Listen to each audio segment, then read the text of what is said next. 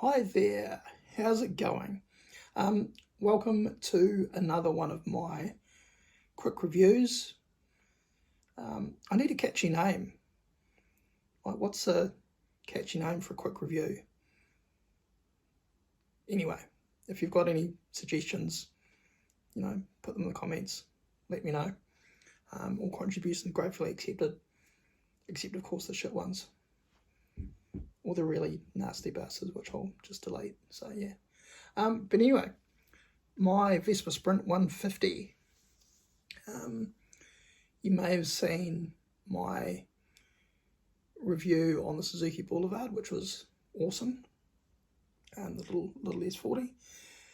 Unfortunately, the little S40 got to a point, or I got to a point where, with my chemo, I lost a bit of strength. So even the little S40 wasn't quite little enough and light enough. So I got rid of that and picked up the little Sprint the little Sprint 150. I think it might be a Sprint S, but anyway, the little Vespa. So still gets me on two wheels. Went out for a ride today. Really, really easy to ride. Even if you've got a car license, just go and get a learner bike license, which is easy, in New Zealand or wherever you might be if you need one, and get one of these and just have fun.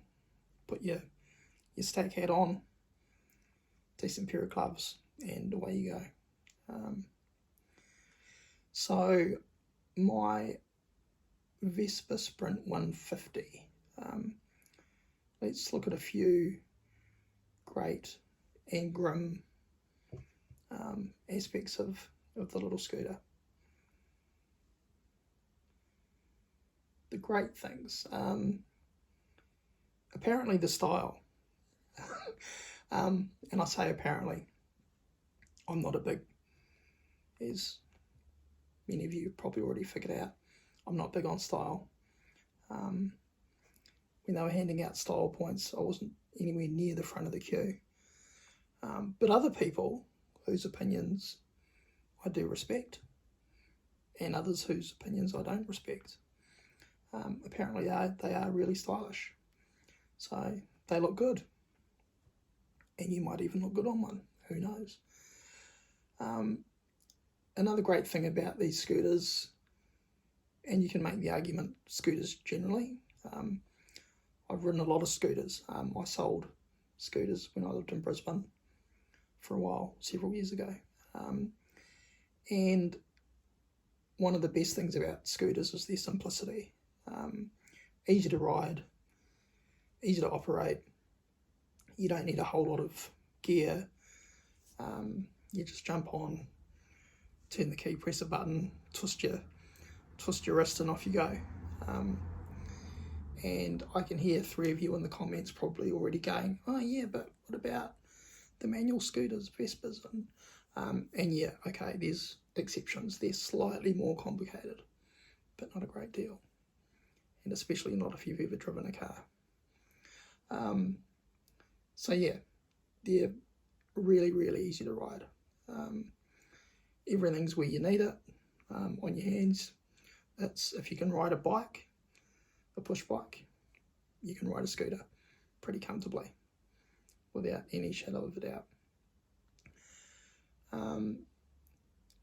And another great thing about them also is, and it kind of follows on from the simplicity of riding, is also the ease with which you can, repair, service, maintain scooters as well. Similar to a lot of motorcycles. I mean, they're not always the most complicated things, but Vespas in particular, because it's such a well-known brand and such a visible brand across the world. And I touched on it with the Suzuki Boulevard review as well, but it's probably even more so with the Vespa. The amount of aftermarket support and parts, if you want to make it look a particular way, there's just, options are only limited by your own imagination. And for someone like me that doesn't have much, there's more than enough. Getting them serviced is easy. again, they're pretty simple for people to work on.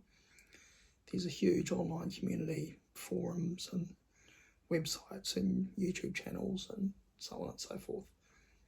So if you were something you'd ever thought about doing, just have a go. Just go and buy one. Another thing with Vespas, compared to a lot of other scooters, is they hold their value really well, particularly in the current climate with fuel prices increasing exponentially by the day. I keep an eye on Trade Me, which for those of you in places other than New Zealand is kind of like our eBay or Craigslist or whatever, Gumtree. And good working second-hand Vespas don't tend to hang around very long, unless people want ridiculous money for them, which most people don't. So it's an easy way to dip your toe into two wheels. Some grim things. Not a great deal. I mean, I guess if you have the desire to become a motorcyclist, then starting on a scooter isn't necessarily the right way to go, because you'll pretty quickly get over it. As I said, they're very simple, very easy to ride. It's not a great deal of a step forward from riding a push bike. If you're a car driver and you're comfortable on the road and you know you're not worrying about road rules and all that sort of carry on, you'll very, very quickly get to a point where you're subconsciously competent in terms of riding a scooter. Even just a couple of hours in a big car park, if that, and you'll be away.